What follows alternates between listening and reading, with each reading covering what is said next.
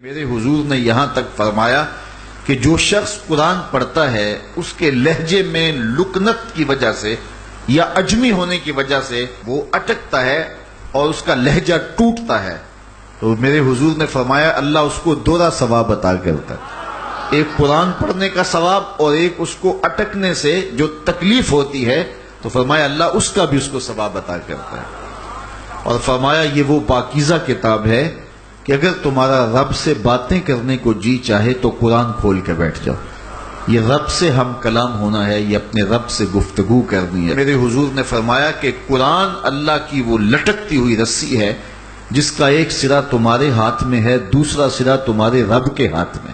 تو خوش نصیب ہیں وہ لوگ جو اس کتاب کے ساتھ جڑ جاتے ہیں اور وہ دھرتی، وہ مقام، وہ جگہیں فیروز بخت ہیں کہ جہاں قرآن مجید کی تلاوت ہوتی ہے۔ گھروں کو قبرستان نہ بناؤ، گھروں میں نوافل ادا کرو اور قرآن مجید کی تلاوت سے اپنے گھروں کو آباد کرو۔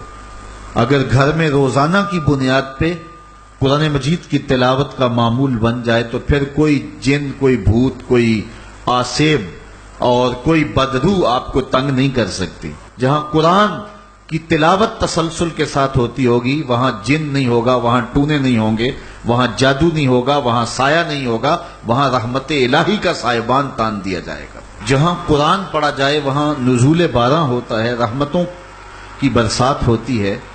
اور پھر اگر یہ جگہ اللہ کا گھر ہو، مسجد ہو، تو پھر تو دوہری برکت ہو جائے گی نا۔ وہ میاں صاحب نے کہا تھا نا کہ دودھ اندر جے کھانڈ رلائیے تے مزہ ہو جاوے دونا، کہ دودھ خود بھی میٹھا ہوتا ہے، اس کے اندر اگر چینی بھی شامل کر لی جائے۔ یہ روشنیوں کا منبع ہے، یہ مصدر ہے اجالوں کا۔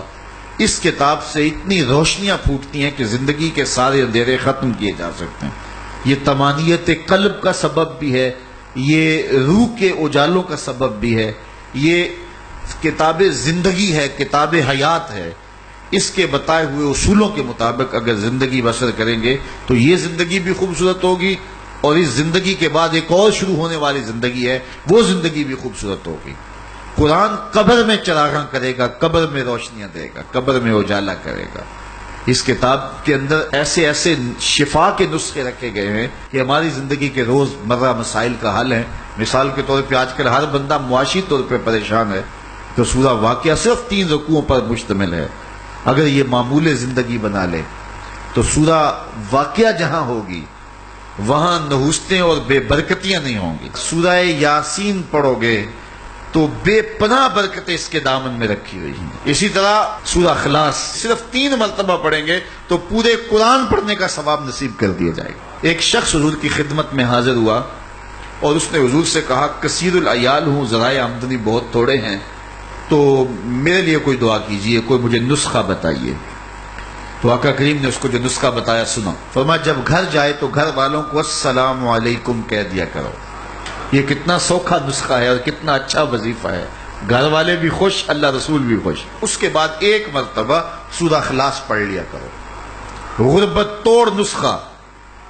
جب بھی گھر جاؤ السلام علیکم، اس کے بعد 1 مرتبہ سورہ اخلاص۔ اور میرے حضور نے فرمایا کبھی ایسا ہو کہ تو گھر جائے، گھر میں کوئی بھی موجود نہ ہو، تو فرمایا عمل چھوڑنا نہیں، فسلم علیہ، پھر مجھے سلام کہہ دینا۔ وہ اپنے نام لیواؤں کو تنہا چھوڑتے کب ہیں، جہاں ہم دم نہ ہو کوئی وہاں سرکار ہوتے۔ وہ کہتے ہیں میں عمل شروع کر دیا، گھر جاتا السلام علیکم، اس کے بعد السلام علیکم کے بعد میں سورہ اخلاص 1 بار پڑھ دیتا۔ اس عمل کی برکت سے میں نے تو امیر ہونا ہی ہونا تھا، میرے ہمسائے بھی امیر ہو گئے، میرے ہمسائے بھی امیر ہو گئے۔ تو قرآن کو اپنی زندگی میں بسا لو، قرآن کو شامل کر لو، دنیا بھی سنورے گی، قبر بھی سنورے گی، نزا کا عالم بھی سنورے گا، حشر میں بھی اجالے ہوں گے، جنت کی بہاریں بھی نصیب ہوں گی، اور رسول اللہ کا ساتھ نصیب ہوگا۔ تو اس کتاب سے جڑو، اس کو ورق ورق پڑھو، اس کو حرف حرف پڑھو، اس کو رکوع رکوع پڑھو، اس کا ایک ایک آیت ممکن ہو تو ایک ایک آیت روز پڑھ لو، اور اس کو ترجمے اور تفسیر کے ساتھ، توضیح کے ساتھ، شان نزول کے ساتھ اس کتاب اللہ کی تلاوت کا معمول بناؤ۔